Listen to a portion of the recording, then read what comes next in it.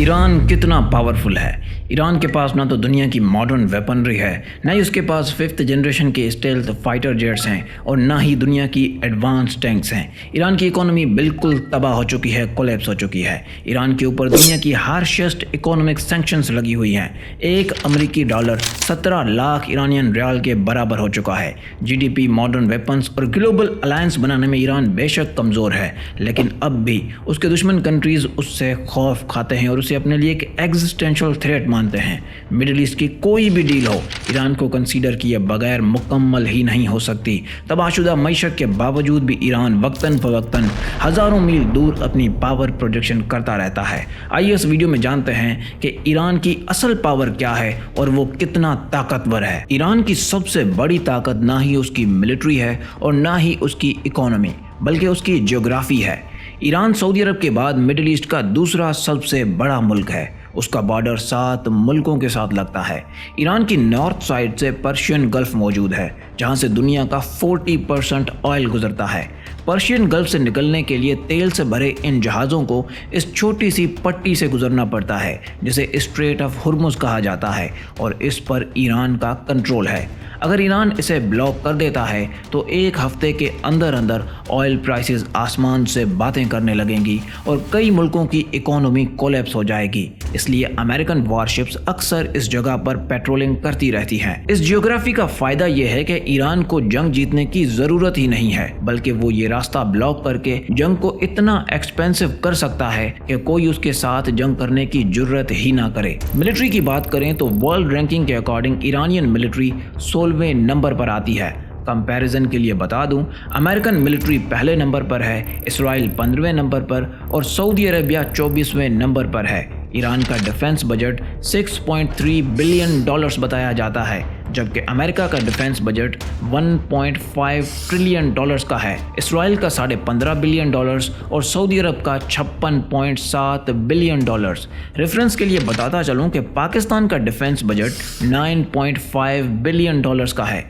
Iran के पास 5,45,000 soldiers की active फौज मौजूद है। 1600 टैंक्स के साथ साथ 477 फाइटर जेट्स भी हैं, लेकिन सारी मशीनरी आउटडेटेड है, पुरानी है। ईरान पर सैंक्शंस की वजह से वो नई और मॉडर्न वेपनरी नहीं खरीद सकते, इसलिए वो अपने हथियार खुद ही बनाते हैं।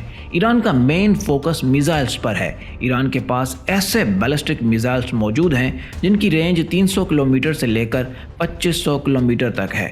वो इसराइल और सऊदी अरेबिया के साथ साथ कतर, इराक और बहरीन में मौजूद यूएस बेसेस को बड़ी आसानी से टारगेट कर सकते हैं।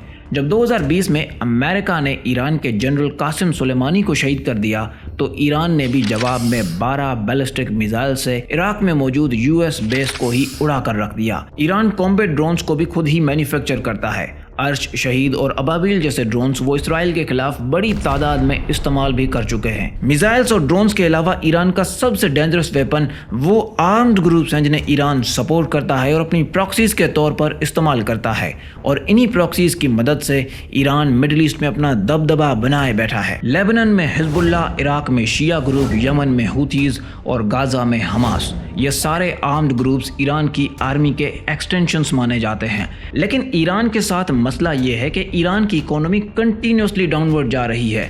अगर ईरान की जीडीपी की बात करें तो ईरान की जीडीपी $356 बिलियन है। कंपैरिजन के लिए बता दूं कि पाकिस्तान की जीडीपी $410 बिलियन की है। ईरान के लिए मुश्किलात और भी तब बढ़ी जब 2018 में डोनाल्ड ट्रंप ने ईरान के साथ न्यूक्लियर डील से विदड्रॉ कर लिया और ईरान पर सैंक्शंस इंपोज कर दी। ईरानियन करेंसी आज डॉलर के मुकाबले में बिल्कुल गिर चुकी है, कोलैप्स हो चुकी है। करेंसी एक्सचेंज की बात करें तो सिर्फ $1 17 लाख ईरानी रियाल का ओपन मार्केट में सेल हो रहा है।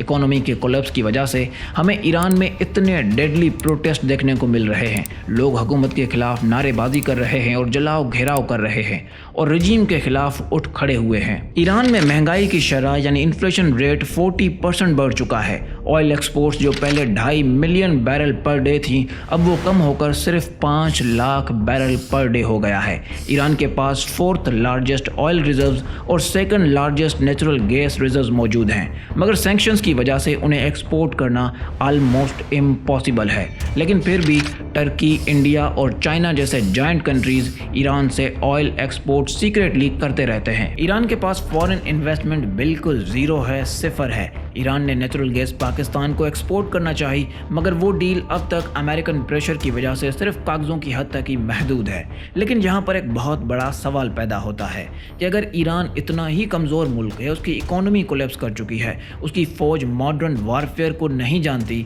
और उसके पास जो हथियार हैं वो आउटडेटेड हैं, पुराने हैं, तो अब तक अमेरिका या इसराइल ने उस पर इन्वेड करके उसके रिसोर्सेज को क्यों नहीं लूट लिया? अमेरिका तो ऐसा करने में बिल्कुल एक्सपर्ट है, इराक और वेनेजुएला के साथ वो यही कर चुका है। तो यहाँ पर 3 बहुत बड़े रीजंस हैं। ईरान इतना आसान हदफ भी नहीं है। सबसे पहला रीजन है ज्योग्राफी।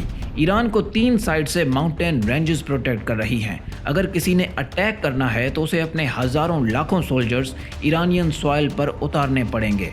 लेकिन ये एक्सपीरियंस अमेरिका पहले भी इराक और अफगानिस्तान में कर चुका है और दोनों बार हार चुका है, और ईरान तो इन दोनों से ज़्यादा खतरनाक साबित होगा। दूसरा रीज़न है प्रॉक्सीज। जैसे ही अमेरिका या इसराइल ने ईरान पर अटैक किया, उसी टाइम हिजबुल्लाह इसराइल पर, हुथी सऊदी अरब पर और इराकी शिया मिलिशिया ग्रुप अमेरिकन बेसेस पर अटैक कर देंगे और पूरा रीजन एक जंग का मैदान बन जाएगा जिसे फिर कोई भी कंट्रोल नहीं कर सकेगा। तीसरा रीजन है ऑयल। अगर ईरान पर हमला होता है और ईरानियन रजीम को एग्जिस्टेंशियल थ्रेट समझ आती है तो वो अपने आर्सेनल में मौजूद सभी हथियार इस्तेमाल करेंगे, और स्ट्रेट ऑफ हॉर्मुज को बंद करना भी उनका एक हथियार ही है। वो स्ट्रेट ऑफ हॉर्मुज को बंद कर देगा। टेम्पररी तौर पर भी अगर स्ट्रेट ऑफ हॉर्मुज बंद होती है तो कई मुल्कों की इकोनॉमी तबाह हो जाएगी, ग्लोबल रिसेशन आ सकता है और ऑयल प्राइसेस तो आसमान से बातें करेंगी ही करेंगी। इतनी सारी कमज़ोरियों के बावजूद भी ईरान ने अपनी ज्योग्राफी का 100% यूज़ किया है और अपने दुश्मनों के खिलाफ एक परफेक्ट डेटरेंस बना रखी है कि हम तो डूबेंगे सनम, मगर तुमको भी साथ ले डूबेंगे। इसी रीज़न की वजह से वेस्टर्न पावर्स हों या सऊदी अरेबिया, वो पावर के बजाय पेपर का रास्ता चुनते हैं और कोई ना कोई डील साइन कर लेते हैं। 2018 में डोनाल्ड ट्रंप ने ईरान के साथ न्यूक्लियर डील से विड्रॉ कर लिया और ईरान ने भी न्यूक्लियर बॉम्ब बनाने के लिए यूरेनियम की एनरिचमेंट को तेज़ कर दिया। अभी तक ऑफिशियली न्यूक्लियर बॉम्ब ईरान के पास मौजूद नहीं है, लेकिन माहिरीन का मानना है कि ईरान जब चाहे कुछ ही हफ्तों में न्यूक्लियर बॉम्ब डेवलप कर सकता है। और सबसे बड़ा सवाल भी यही है कि क्या मुस्तकबिल करीब में ईरान एक न्यूक्लियर पावर्ड मुल्क बनेगा? आज के इस मॉडर्न दौर में पावर प्रोजेक्शन और प्रोटेक्शन के लिए global alliances major role play करते हैं। रिसेंटली पाकिस्तान और सऊदी अरेबिया ने भी एक डिफेंस डील साइन की है, पैक्ट साइन किया है, जिसके ऊपर हमने एक अलग वीडियो बनाकर रखी है, जिसकी लिंक डिस्क्रिप्शन में मौजूद है। ये वीडियो कंप्लीटली देखने के बाद आप उसे जरूर चेकआउट कीजिए। चाइना और रशिया जहां अमेरिका के दुश्मन कंट्रीज माने जाते हैं, वहीं ईरान के क्लोजेस्ट एलाइज भी हैं। चाइना अमेरिकी पाबंदियों के बावजूद भी ईरान से ऑयल इंपोर्ट करता है और रशिया वेपन सप्लाई करता है। टर्की, पाकिस्तान, कतर और इंडिया ईरान के साथ लिमिटेड टाइज मेंटेन किए हुए आ रहे हैं। सो ईरान कितना पावरफुल है? मिलिट्री के एतबार से देखें तो ईरान मिडिल ईस्ट में इसराइल और इजिप्ट के बाद तीसरा सबसे बड़ा प्लेयर है। उसकी इकोनॉमी कोलैप्स कर चुकी है। टेक्नोलॉजी के एतबार से वो दुनिया से कई दहाइयाँ पीछे है। स्ट्रेटेजिकली देखा जाए तो वो बहुत ज़्यादा अहमियत का हामिल है, ऑलमोस्ट अनटचेबल है। ग्लोबली वो आइसोलेटेड है और रीजनली वो डोमिनेंट है। वो मिसाइल्स और ड्रोन्स तो बना सकते हैं, लेकिन अपने लोगों को फीड नहीं कर सकते और इन्फ्लेशन को कंट्रोल नहीं कर पा रहे। ईरान बहुत हद तक कमज़ोर हो चुका है, लेकिन आज भी वो वेस्टर्न हेजेमनी के खिलाफ बिल्कुल सीधा खड़ा है। ईरान के पास 3 पॉसिबल आउटकम्स हैं फ्यूचर के।